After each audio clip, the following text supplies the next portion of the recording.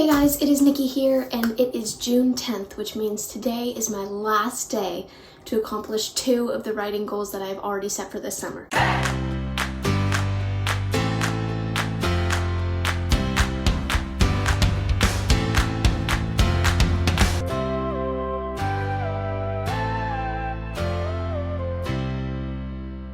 In hindsight, I probably didn't give myself enough time. Either that, or I set the goal thinking that I had a ton of time left to finish draft 0 of Operation Colors, and then became kind of lackadaisical and didn't work as hard as I should have, because now I'm in a position where I actually have a lot that I need to write today in order to accomplish this goal. But there is good news, because today is one of my days off. I'm going to do a sprint later tonight, and I am super close. I mean, I can taste the ending coming. I just kind of have a few conversations that I need to show in order to wrap everything up, and I always need to remind myself that this is draft 0. I mean, parts of me, even as I read over it, am like noticing little things that I want to change, or that, oh, I'll need to like go back and finish this, or I'll need to go back and add this. But I always have to remind myself to calm down. Those are all draft 1, draft 2, draft 3 things. Right now, draft 0 is just getting the story down, getting from beginning to end. And if I'm able to accomplish that, I will have checked this goal off the list, even if it's not totally perfect yet. And it's not just necessarily about, meeting the goal in time, but I have other projects that I really want to be working on, especially Operation Fantasy Revamp, which is going to be my Camp Nano project. There's a lot of preparation that I need to do before I'll be ready to jump right into drafting during the month of July. So I'd really like to use the rest of the month of June for that, but as long as I have Operation Colors still on my plate, I don't really feel like I can jump ship to that project.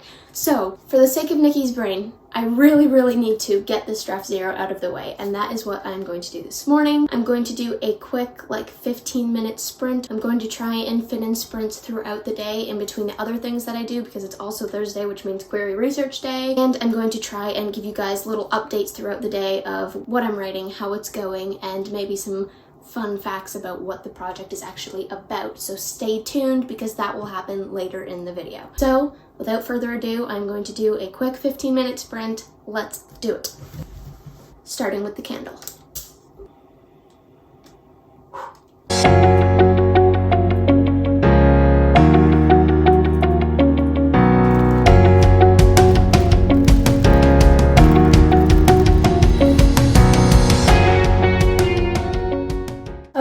Hello guys, I am back. After I did my writing sprint this morning, I went straight into query research, which I did for an hour, which I know is not very much time, but for me, it is an accomplishment. I have found that my latest method of setting aside Monday and Thursday mornings for query research is actually really helpful, because I don't really think about it anymore. When that time slot comes, I just have to drop what I'm doing and get that task accomplished. So it's really helped me to stay motivated so far, and I hope that continues for the rest of the summer. Now I think I'm going to go straight into a 20-minute sprint, then maybe take a break and go into a half-an-hour sprint. I think in that time I will be able to finish the scene that I'm working on, and then I will be well on my way. Right now it is almost noon, so my last day to get this goal accomplished is almost half over. Wish me luck.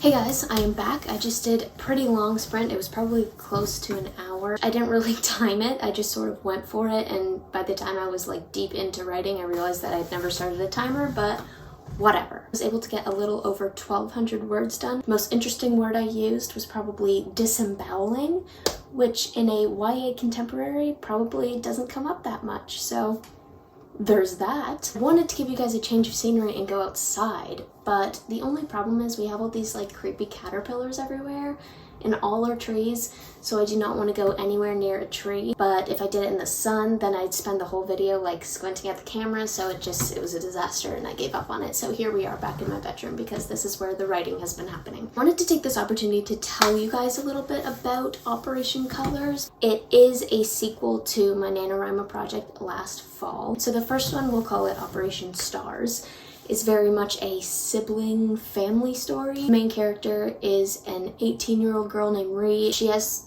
2.5, 3-ish brothers, and as a girl with 3 brothers and no sisters, it was really fun channeling that part of myself into Rhi. She's me in a lot of ways. In the second book, Operation Colors, which is what I'm working on right now, I took a side character from the first book that had a very, very, very minimal role in the entire story, sort of extrapolated her, and then built another story around her, which was cool because it was kind of the best of both worlds.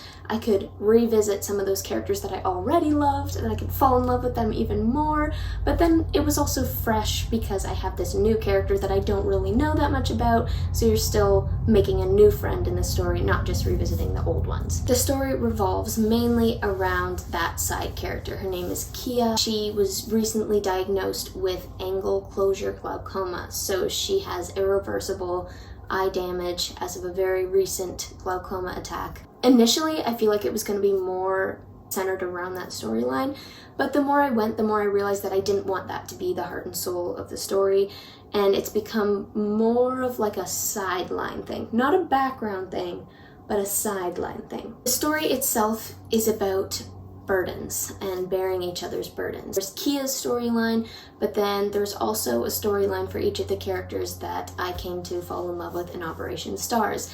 And in each subplot, they're all dealing with problems or burdens of some kind that they feel like they can't or shouldn't or won't or don't want to share with other people. On one end of the spectrum, you have like enormous problems like blackmail and extortion and gangs. But then on the other end, you have like the quieter problems that feel enormous and overwhelming to us. Things like trying to figure out if you're on the right path for your life. Problems have a way of seeming enormous, no matter how small they are. And I feel like part of this story is acknowledging that even if the world is not going to break in pieces because of your problem, that doesn't mean it's not a burden that you're carrying. What was more difficult was the fact that each character doesn't want to share their problems, because to some degree I feel like that's unrealistic, but at the same time I know for myself, the more overwhelmed I feel, the more I shut down and don't really want to talk about what I'm feeling. So I sort of took that message and examined it a little more. So you have one person that maybe feels like he can't share his problems with other people because he's literally being blackmailed to be quiet. But then on the flip side, you have someone who would love to share her problems but feels like nobody really cares or has time for her, so she just keeps it to herself. Kia is having trouble coming to terms with the fact that she's going to need help and that she can't do all the things that she used to be able to do. And so she doesn't want help with her problems, and she doesn't want to acknowledge that she has a problem. And so that is what allowed me to bring in Finn, the central character in the last book. He wasn't a villain.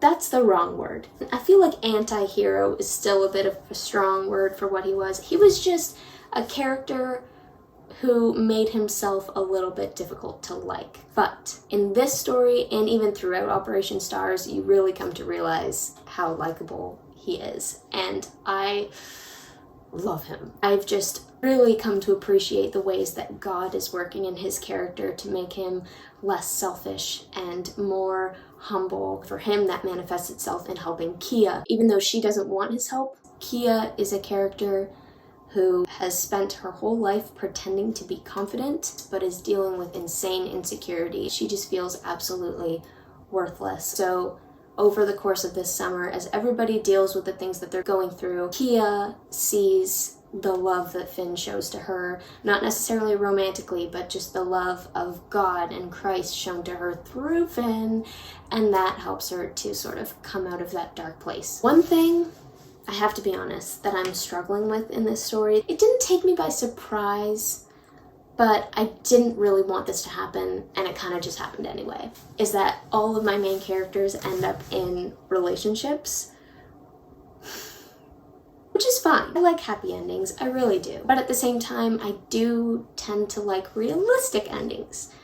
And so my plan was not to pair everyone off, but that's what ended up happening, and I really feel like my hands are tied because the only character whose relationship I could potentially amputate from the story always tends to have like really difficult storylines, and he's just such a good character, he's such a good guy, and I feel like he deserves a win, but I'm not sure about it. So I think I might just see how it reads, let some beta readers look at it, get some feedback from people. If it comes off like, oh, it's just a beautiful, like, happy ending, then I might just leave it. But if it comes off a little too convenient or a little too neat and tidy, I might have to take it out on Declan's love life. That was my little spiel about Operation Colors. I'm really happy with the way it's unfolded so far, and I'm really hoping to finish it today. Now I'm going to give writing a break. I might do some reading because I also need to do that. I definitely have another sprint later today, but I might do another one in between now and then just to make absolutely certain that I finish this goal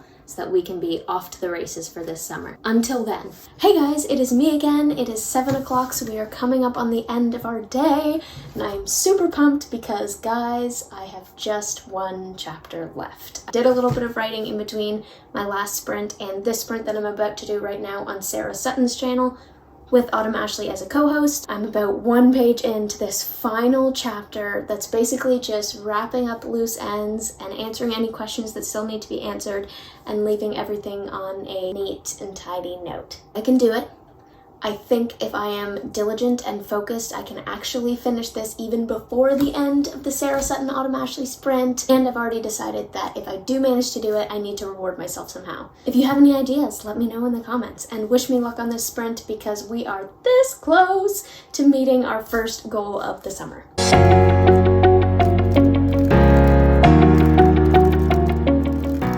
Hey guys, so finally it is 9 o'clock.